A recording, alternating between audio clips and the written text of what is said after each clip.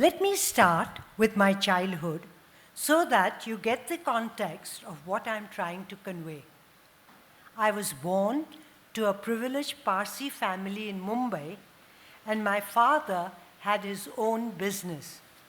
Parsis tended to be over-westernized in those days, so my father, who wanted me to be rooted in the Indian culture, selected a school which was bilingual, Gujarati and English.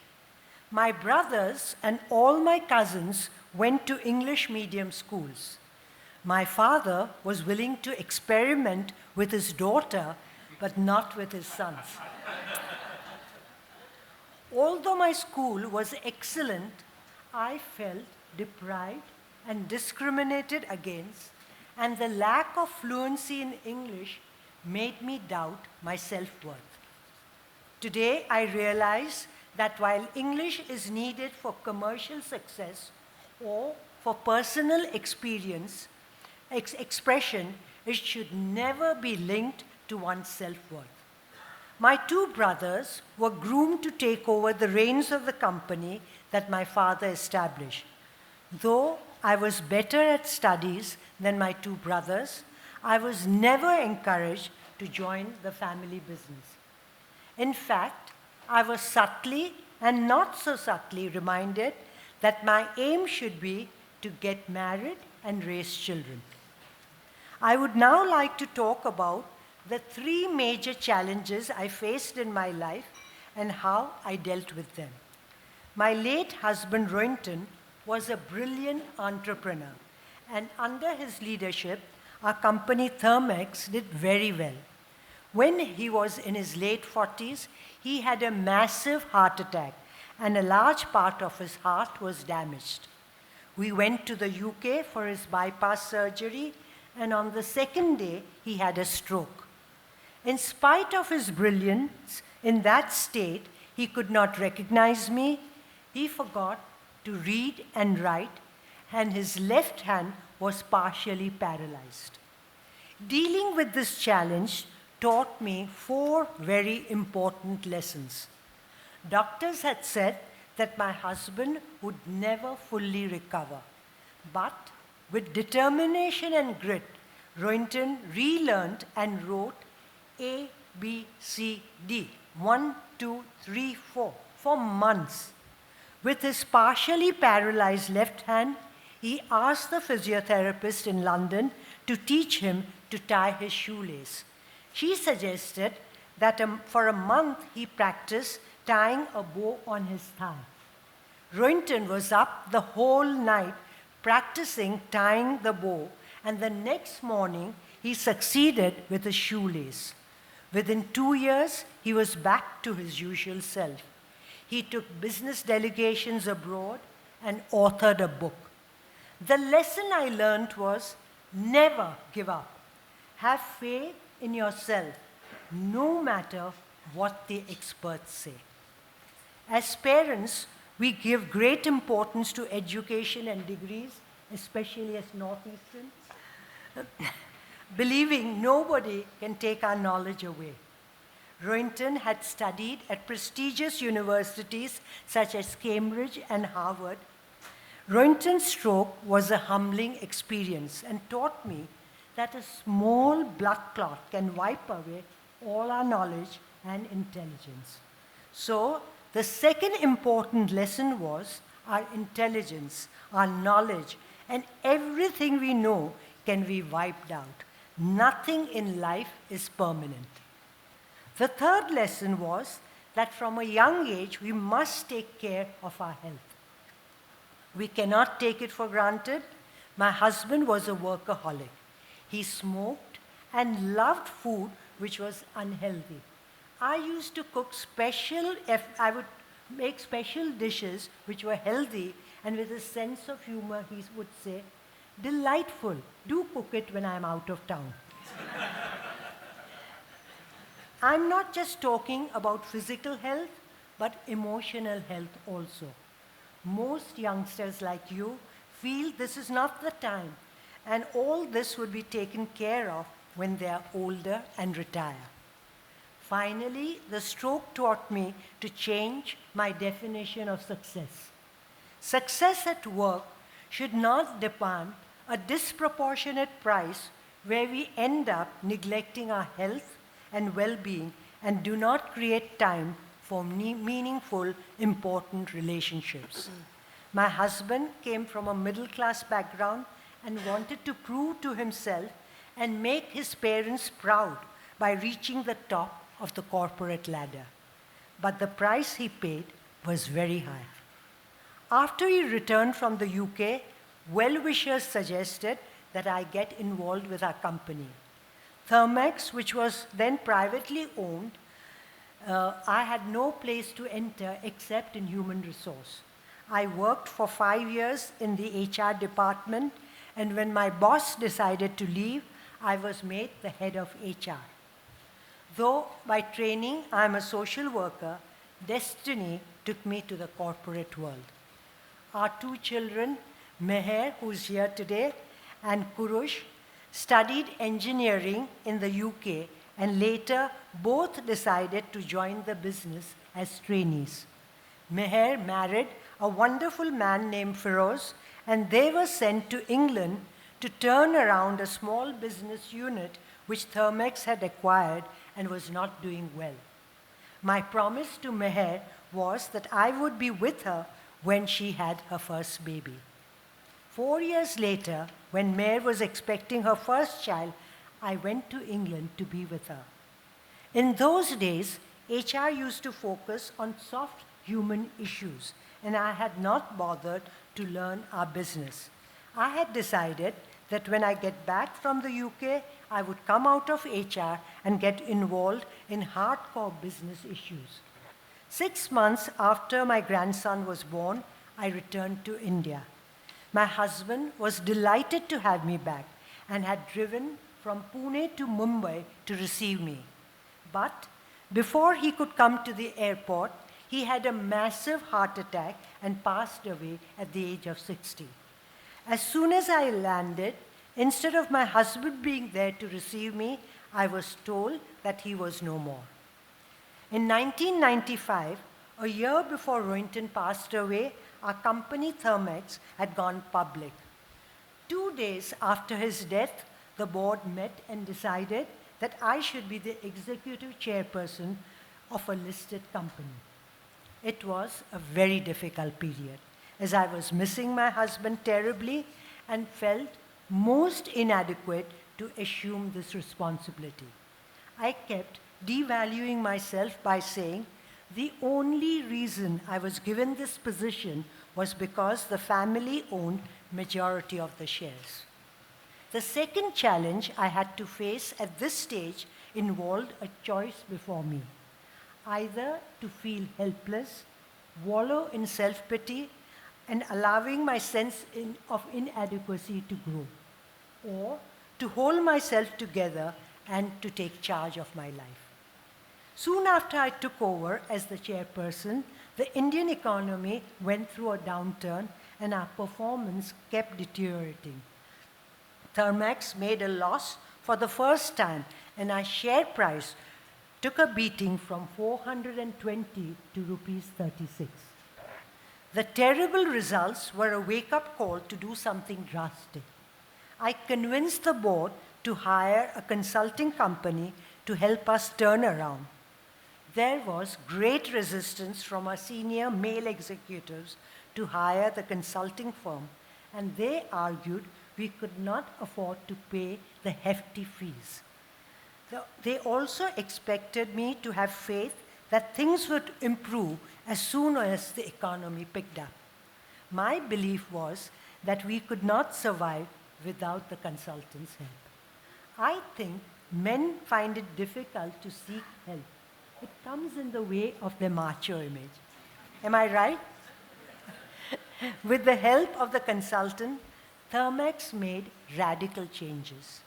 We exited from its non-core businesses, which were not profitable and consumed a lot of management time. For example, we were one of the first companies in India to enter the software business before Infosys and Wipro, but did not know how to manage. In the businesses we decided to keep, we brought in operational efficiency, reconstituted the entire board, which meant requesting the old board members to step down, and worked towards a robust performance culture, rekindling our tradition of innovation and customer focus. Meher and Feroz had to decide either to remain as executives or join the board. At that time, they were very unhappy with this choice, but today they appreciate it. Though those were tough times, but thanks to the help given by many people, committed teamwork of our employees, support from the family, and with destiny on our side, Thermex turned around in 2000-2001. In 2004, I decided to retire. The board selected my daughter Meher, who is a chemical engineer from Imperial College, to be the chairperson. Not only is she an engineer, but has a feel for finance, which I don't, and has imbibed the family values. Why did I decide to retire when the company was doing well and I was enjoying the media attention? Being from the HR background and having experienced the trauma of drop-dead succession, I wanted a smooth, well-planned succession. I wanted to change gears while I had the energy to work for the social sector. Third was my ego need. I did not want to undignify myself by occupying the chair while all around were wondering, when will this old woman vacate the chair? And in India, I don't know about America, especially men hold on to their position till they're 85, 90. And many youngsters tell me, please advise our father how to step down. If you ask me what was the third and the most difficult challenge in my life, my response would be to learn to accept death and to come to terms with it. Like most people, I imagine that death is something that happens to others. I was paranoid about death, and when anything unpleasant was said, I would touch wood.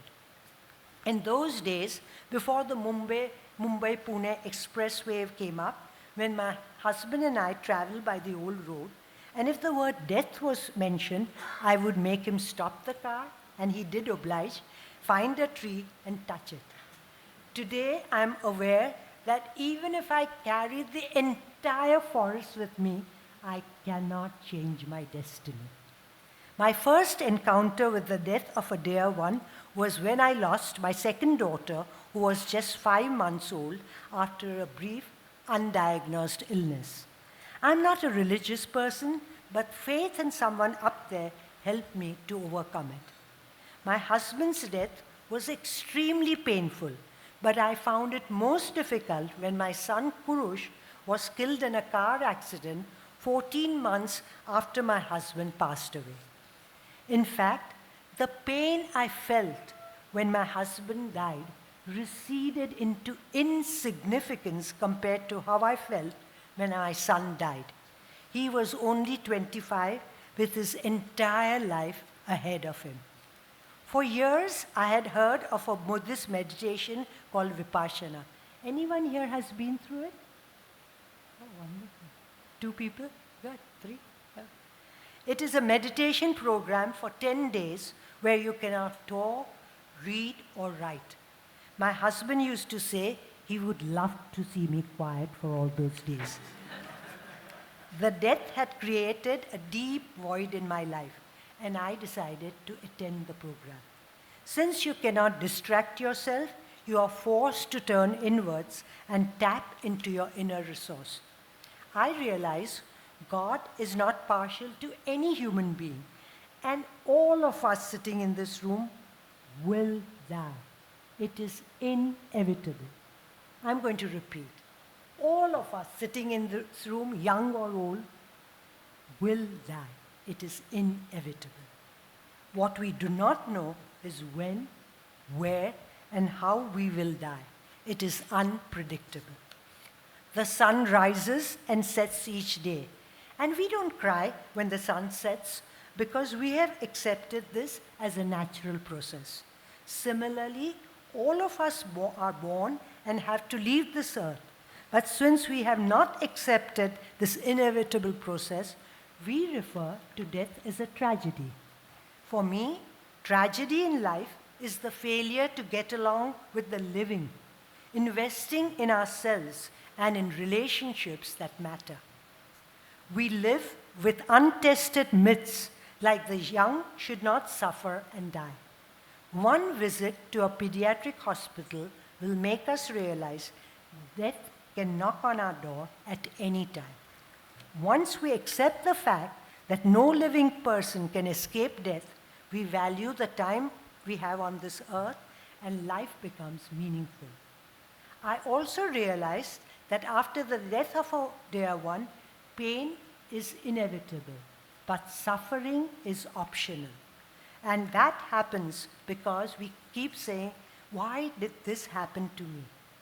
Why has no answer and adds to our misery. When things are going well with us, we think we are God's favorite and take our good luck for granted.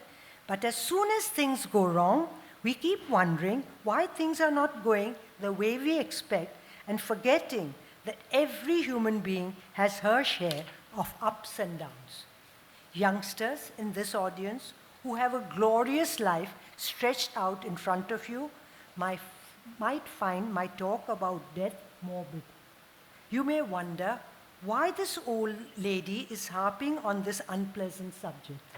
It is because even at a young age, it is helpful to realize that loss, separation, and failure are built into our lives, and at some stage, we have to face them. In fact, everything that happens in our lives, every so-called misfortune, every rejection or loss teaches us profound lessons, provided we allow our lives to be our best teacher. As human beings, we have the ability to convert our struggle to grace or wallow in bitterness. The choice is ours. My late son was very keen that a part of our personal wealth be used for social causes. He had been abroad for 8 years and was uncomfortable with poverty. I wonder whether we who live in India, seeing suffering all around us, have become insensitive to the plight of others.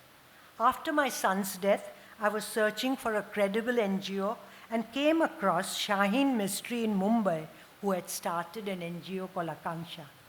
I was struck by her idealism and zeal and decided to support Akanksha and help them expand to Pune. 11 years ago, Shaheen wanted me to help her start a new movement called Teach for India, and she asked if I would partner her, and I readily agreed. I have realized that for lasting happiness and a sense of well-being, we need to be less self-absorbed and reach out to the deprived, denied, and discriminated against. Media celebrates people who have great wealth and power as successful leaders. How the wealth is acquired is a non-issue. You youngsters lack role models to emulate. The youth present today have an opportunity to be value-based leaders who can be role models for the next generation. In the long run, it is in our own self-interest that we need to bridge the huge inequity gap. Today, through television, the poor see pictures of lavish spending, destination weddings. How long will it take for them to rise against the haves?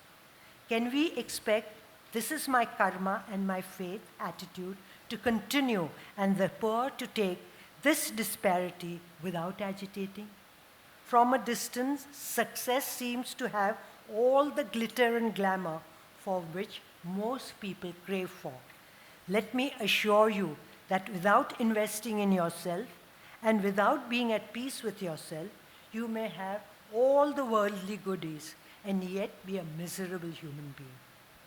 I would urge you to give a thought not just to your career, but also finding your deeper meaning and wider purpose in life, and how you can reach out to the marginalized. We get obsessed with materialistic acquisition. We need to be honest with ourselves and check if things are becoming more important than people. Are we forgetting a simple advice given by the wise? For lasting happiness, we need to love people and use things, and not use people and love things. My definition of success is to live an abundant life. Abundance can be defined as life rich in experience, full, meaningful, significant, adventurous, lived with a sense of well-being. Well-being comes from being at peace oneself and in harmony with others through meaningful relationships.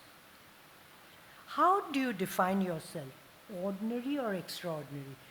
It is much easier to define ourselves as ordinary because then we can be indulgent towards ourselves and accept our mediocrity. But if we accept that we are extraordinary, then we have to push ourselves to give out the best. Gandhiji was an ordinary person who overnight got in touch with his extraordinariness and became a great leader.